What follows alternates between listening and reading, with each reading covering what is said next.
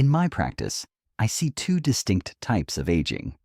I see patients in their 60s who consider it a victory just to put on their socks without sitting down, who groan when they stand, and who have accepted chronic stiffness as a non-negotiable part of life.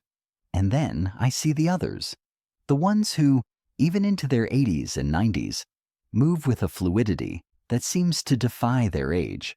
They can bend, they can twist, they can get up from the floor. This isn't genetics. It isn't luck.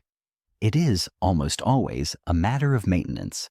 The human body is a use it or lose it machine. When we stop moving our joints through their intended full range of motion, the body quite logically stops maintaining those ranges. What we are facing is an epidemic of stiffness, and it is robbing people of their independence decades too soon. The assumption is that reversing this requires intense, painful exercise. But what if the solution was quieter? What if the key was found in just 12 to 15 minutes of specific, gentle movements, performed not at a gym, but in your own home, right before you get into bed? There is a growing body of evidence focusing on how our bodies repair themselves during sleep. These specific movements are designed to prepare the joints for this nightly repair cycle, to enhance the production and circulation of synovial fluid, the body's natural lubricant, and to calm the nervous system, setting the stage for deep, restorative rest. This isn't about becoming a gymnast. This is about reclaiming your mobility, reducing pain, and changing how you age. Before we begin, I would like to hear from you. Please tell us in the comments where you are watching from today. We read and reply to every single comment, and understanding our community helps us create better content for you. If you find this information valuable, please like this video and share it with someone you care about. And if this is your first time here, consider subscribing for more evidence-based health information. Now, let's begin with the foundation. The first movement is a seated forward fold. You will sit on the floor or on your bed if the floor is too difficult, with your legs straight out in front of you. If you feel a strain in your lower back or the backs of your legs, place a folded blanket or a firm cushion under your sitting bones to tilt your pelvis forward. This is critical. Sit tall, imagining a string pulling the crown of your head to the ceiling. Now, breathing slowly, begin to walk your hands forward. Stop when you feel a gentle stretch, not pain. We are not aiming to touch our toes. We are aiming to release the tension in the entire posterior chain, the network of muscles and connective tissue, or fascia, that runs from the soles of your feet up to your skull. In many of my patients with chronic low back pain, the culprit isn't their back at all. It's their incredibly tight hamstrings. These muscles attach to the pelvis, and when they are tight, they pull the pelvis into a backward tilt, putting constant strain on the lumbar vertebrae. By holding this gentle forward fold, you are sending a signal of safety to your nervous system. Deep, diaphragmatic breaths tell your brain to release the fight or flight tension. You're not forcing the muscle. You are allowing it to let go. Hold this position for 2 to 3 minutes. You may not go very far at first, and that is perfectly fine. The goal is consistency. After weeks of this nightly ritual, your nervous system will learn to trust this position, and your body will grant you more range. From that forward, linear stretch, we now introduce rotation. The second movement is a lying spinal twist. This is essential for maintaining the health of your intervertebral discs. Lie flat on your back, perhaps on a mat or your carpeted floor. Bend both knees and place your feet flat on the floor as if you were about to do a sit-up. Extend your arms straight out to the sides, forming a T shape with your body. Now, keeping both shoulder blades pressed firmly into the ground, let both of your knees fall gently to one side. Turn your head to look in the opposite direction. Here is what is happening physiologically. Your spinal discs, the cushions between your vertebrae, are compressed by gravity all day long. They are like small sponges that get squeezed dry. This gentle twisting motion is like pulling apart two suction cups. It creates a small amount of space, a negative pressure, that helps draw fluid and nutrients back into the discs. This process, called imbibition, is how the discs stay hydrated, plump, and healthy. A dehydrated disc is the first step toward degenerative disc disease, stenosis, and nerve pain. Hold this stretch for at least 90 seconds on each side. If you feel any strain in your lower back, place a pillow or a folded blanket between your knees. This helps to keep your pelvis in a neutral alignment. Focus on breathing into your rib cage. Feel the ribs on the stretched side expand with every inhalation. This helps to mobilize the thoracic spine, your mid-back, which is an area that becomes notoriously stiff from years of sitting and hunching. Now that we have addressed forward bending and rotation, we must work on the segmentation of the spine. The third movement is a cat-cow undulation. Come onto your hands and knees in a quadruped or tabletop position. Your hands should be directly under your shoulders and your knees directly under your hips.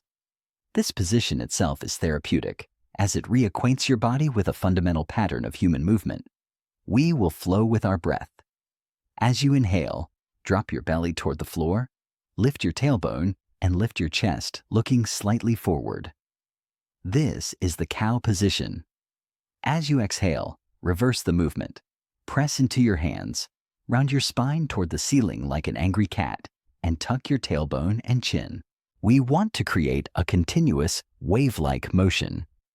Do not hold either position. Just flow smoothly between them for about 2 minutes. The mistake many people make is moving their spine as one stiff block. I want you to visualize moving one vertebra at a time. Start the movement from your tailbone and let it ripple all the way up to your neck. This rhythmic motion does more than just stretch the muscles. It acts as a gentle pump for the lymphatic system and, importantly, for the cerebrospinal fluid that bathes your brain and spinal cord. This fluid is responsible for clearing metabolic waste from your brain while you sleep. Furthermore, this rhythmic breathing and movement is profoundly calming to the nervous system. It is a direct signal to shift from the sympathetic stress state to the parasympathetic rest and digest state, preparing your body for a deeper, more restorative sleep. If your wrists are tender, you can perform this on your forearms or with a folded towel under your palms. While the spine is central to our mobility, our stability and balance begin at the ground. We must address the joints that are most often neglected, the ankles and the hips. The fourth movement is a 2-part sequence of joint circles. You can sit on your bed for this. First, extend one leg. Begin to slowly circle your ankle. Make 10 slow, deliberate circles in a clockwise direction and then 10 counterclockwise. Then, switch legs. This seems deceptively simple, but the consequences of poor ankle mobility are severe. In my practice, stiff ankles are a primary contributor to falls in older adults. If your ankle cannot move freely, your body cannot make the rapid, micro-adjustments needed to stay balanced on an uneven surface. Furthermore, this stiffness travels up the kinetic chain. When your ankle is locked, it forces your knee to twist and move in ways it was not designed for. Much of the knee pain I diagnose originates not in the knee, but in a stiff ankle or a weak hip. After the ankle circles, lie on your back. Hug one knee gently toward your chest. Now begin to make slow stirring circles with that knee, moving your entire thigh bone inside the hip socket. 5 circles clockwise, 5 counterclockwise. Then switch legs. Your hip is a ball and socket joint designed for 360-degree motion. But our daily life, walking, sitting, climbing stairs, only moves it in one plane, forward and back. That synovial fluid in the joint needs to be stirred to lubricate all surfaces of the cartilage. Without this multi-directional movement, adhesions can form, and the joint capsule itself can stiffen, restricting motion. Finally, we arrive at the fifth and perhaps most powerful movement, because it is a position of complete passive restoration. It is the wall legs elevation. You will lie on your back on the floor, perpendicular to a wall. Scoot your body close so you can rest your legs up against the wall. Your sitting bones should be about 6 inches away from the wall, not pressed right against it. This creates the optimal angle. Your legs should be relatively straight, but a slight bend in the knees is perfectly fine. Just let the wall support them. Hold this position for 3 to 5 minutes. During these few minutes, several profound things happen. First, you are reversing the effects of gravity. All day long, fluid and inflammatory byproducts pool in your legs. Your lymphatic system, which clears this waste, has no pump like the heart. It relies on movement and gravity. This position provides a powerful, passive gravitational drain, flushing that stagnant fluid back toward your core. This is why it is so effective at reducing swelling and that heavy leg feeling. Second, it decompresses your spine. Your lower back is completely supported, and the weight of your legs creates a gentle therapeutic traction effect on your lumbar vertebrae, rehydrating those discs. And third, this is a classic parasympathetic activating posture. It calms your entire nervous system, slows your heart rate, and prepares your brain for sleep. A small caution: if you have uncontrolled high blood pressure or glaucoma, please check with your doctor before performing this mild inversion.